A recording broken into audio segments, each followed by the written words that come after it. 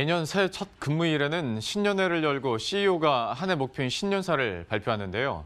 형식적으로 보일 수도 있겠지만 신년사에서는 각사가 처한 환경과 또 이를 극복해 주력할 점들이 담겨 있습니다. 권순우 기자와 함께 신년사에 담긴 의미들을 풀이해보도록 하겠습니다. 권 기자, 먼저 삼성그룹부터 한번 시작해보도록 할 텐데 예. 이재용 부회장이 직접 신년사를 내놓지는 않았잖아요. 그래도 네. 어떤 메시지는 나왔을 텐데 어떤 게 있을까요? 이재용 부회장의 요새 상황을 생각해 보면 사실 그 신년사를 하기가 그렇게 편한 상황은 아니잖아요. 그렇죠. 예. 그러니까 이재용 부회장은 따로 신년사를 하지 않았고요. 그 첫 근무일에 그 경기도 화성 사업장에 있는 반도체 연구소를 찾았습니다. 그러면서 그 3나노 공정 관련한 그 기술 관련한 보고를 받고 그 사장단들과 차세대 반도체 전략에 대해 논의를 했습니다. 이 자리에서 이재용 부회장은 그 역사는 기다리는 것이 아니라 만들어가는 것이라고 강조를 하면서 잘못된 관행과 사고는 과감하게 폐기하고 새로운 미래를 개척해 나가자. 이웃과 함께하는 100년의 기업에 이르는 길임을 명심하자, 이런 얘기를 했습니다.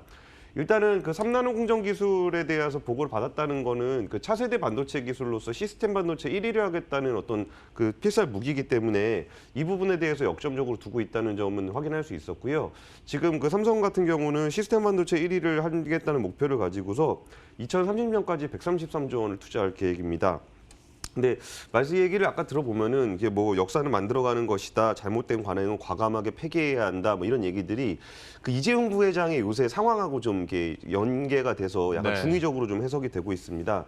삼성은 이날 그 준법 경영을 강화를 위해서 준법감시위원회를 설립한다는 얘기를 했는데요. 이런 부분이 이제 이재용 부회장의 재판과 관련이 있는 것 아니냐라는 해석이 나오고 있습니다. 예. 현대차그룹도 보도록 할 텐데 정의선 수석부회장의 신년사 분위기가 많이 달라졌다는 얘기들을 하던데 어땠습니까? 그러니까 이전에 그 현대차그룹의 신년회를 가보면은 정말 그 단상 위에 그 예. 회장님 전용 의자가 있고 네. 뒤에 임원들이 이렇게 쫙 있으면은 이쪽 강단 쪽에 그 직원들이 앉아 있는 일종의 훈화 말씀하는 그런 분위기였었습니다. 근데 어제는 그 직접 가봤는데 분위기가 한층 달라졌습니다. 일단 정의선 수석부회장이 나와서 제일 먼저 했던 얘기가 여러분 어제 떡국 드셨냐? 나는 아침에도 떡국, 점심에도 떡국 먹었고 지겨워서 저녁에는 된장국을 먹었다. 이런 가벼운 농담으로 좀 시작을 했습니다.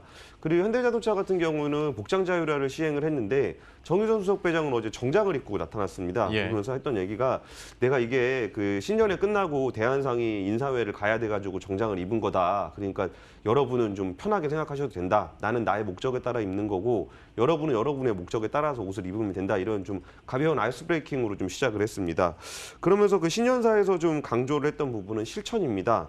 그 보수적인 현대차 문화가 정의선 수석부회장 취임 이후 스마트 모빌리티 솔루션 관련한 기업으로 전환을 하겠다고 하면서 많은 부분이 좀 변화가 있었습니다. 하지만 사실 그 내부적인 고민은 만만치 않은데요. 그 외형적으로 복장을 자유로워하고 직급 체계를 바꾸고 이런 부분들은 했는데 이것이 실질적인 기업 문화 변화로 이어졌는지에 대해서는 불확실한 상황입니다.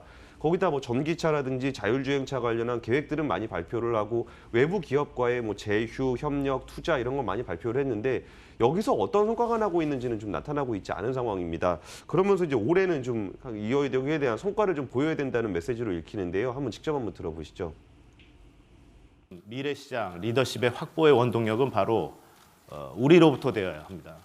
여러분은 하나의 거대한 조직의 단순한 일원이 아니고 한 분 한 분 모두가 스타트업의 창업가와 같은 마인드로 창의적 사고와 도전적 실행을 해주시기 바랍니다. 저 얘기가 올해는 반드시 좀 성과를 내야 된다는 메시지로 읽히기 때문에 얘기를 분위기 자체는 굉장히 가벼웠지만 그걸 담당하는 임원들 입장에서는 굉장히 좀 부담스러운 분위기였습니다. 그러니까 삼성그룹에서 이재용 부회장이 내놓은 언지도 그렇고 역시 현대차그룹에서도 어찌 보면 형식적으로도 느껴질 수 있겠지만 또 한마디 한마디 뜯어보면 예. 듣는 사람 입장에서는 굉장히 부담이 될 수도 있는, 그리고 목표가 더 확고해지는 그런 신년사가 아닐까 싶습니다. 예. LG그룹도 한번 살펴보도록 할 텐데 여긴 어땠습니까?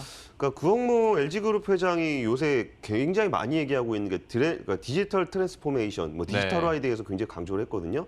그러면서 이제 신년사를 따로 하지 않고 글로벌 임직원들이 모두 함께 볼 수 있도록 영상 메시지를 보냈습니다. 그러면서 구광모 회장이 강조한 키워드는 그 고객과 실천입니다. 이것 하나만큼은 반드시 우리 마음에 새기면 좋겠습니다. 바로 고객의 마음으로 실천입니다. 항상 고객의 관점에서 고민하고 바로 실행하는 실천입니다.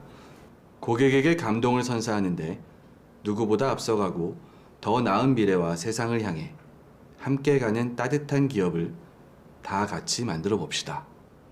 2020년은 고객의 마음으로 실천입니다. 이게 그 LG그룹 같은 경우 딱 뭐 제일 먼저 떠오르는 이미지가 뭐 인화의 LG 뭐 네. 이런 얘기들 많이 하잖아요. 근데 반대급부로 그 부분에 대해서는 치열함이나 도전 의식이 부족하다라는 메시지로 뭐 읽히기도 합니다. 구광모 회장 취임 첫 해였던 지난해에는 뭐 삼성하고 8KTV 논쟁을 벌인다거나 SK이노베이션하고 배터리 전쟁을 벌인다거나 굉장히 공격적인 모습들을 많이 보여왔거든요. 그러면서 구광모 회장의 어떤 신년사에도 이런 얘기가 나오는데 앉아서 검토만 하기보다는 방향을 잡으면 좀 도전을 해라. 그리고 안 되는 이유 100가지 찾을 동안 되는 이유 한 가지를 찾으라 이런 얘기들을 했습니다. 그러면서 이게 아까 보면 신년의 멘트 자체는 굉장히 부드럽게 좀 연기가 됐지만 정말 그 실천을 빨리 해야 된다라는 그런 이미지가 이런 메시지를 전달을 함으로써 그 가장 우선되는 과제, 그러니까 방향성은 고객에게 때 실천을 굉장히 강조한 메시지로 읽힐 수 있습니다. 예, LG그룹 신년사까지 이렇게 들어봤고 다른 좀 특이했던 신년회 없습니까? 예, 그 SK그룹 같은 경우는 아예 신년사를 최태원 회장이 안 했습니다. 네. 그러면서 그 주변 식당 주인 그리고 워킹맘 이런 분들을 모셔가지고 어떤 2020년은 이제 행복 경영을 주제로 한 그 신년 간담회 같은 걸 열었었는데요. 여기서도 이제 그 행복이 구호로 끝나지 않고 실천으로 좀 이어져야 된다는 메시지를 보냈습니다. 그리고 이제 취임 이후 첫 신년회를 가졌던 거는 또 GS그룹의 허태수 회장도 이제 그 신년회를 가졌는데 여기도 어떤 그 강당에서 신년회를 한 게 아니라 어떤 스탠딩 그 토크 방식으로 진행이 됐습니다. 사실 GS그룹 같은 경우는 정유 사업을 기반으로 하면서 굉장히 의사결정이 무거운 그룹이라는 평가를 좀 받고 있는데요. 허태수 회장 같은 경우는 GS 홈쇼핑 등에서 어떤 스타트업이라든지 신사업에 굉장히 관심이 많았던 것으로 알려져 있습니다. 그러면서 GS그룹 자체도 뭔가 정유산업이라는 어떤 그 무거운 사이클이 긴 산업의 어떤 흐름을 갖기보다는 정말 그 새로운 산업들을 발굴하고 스타트업처럼 좀 바뀌어야 된다는 메시지를 분명하게 보내고 있습니다. 또 하나 좀 주목됐던 그 신년회 중에 하나는 그 한진그룹이었습니다.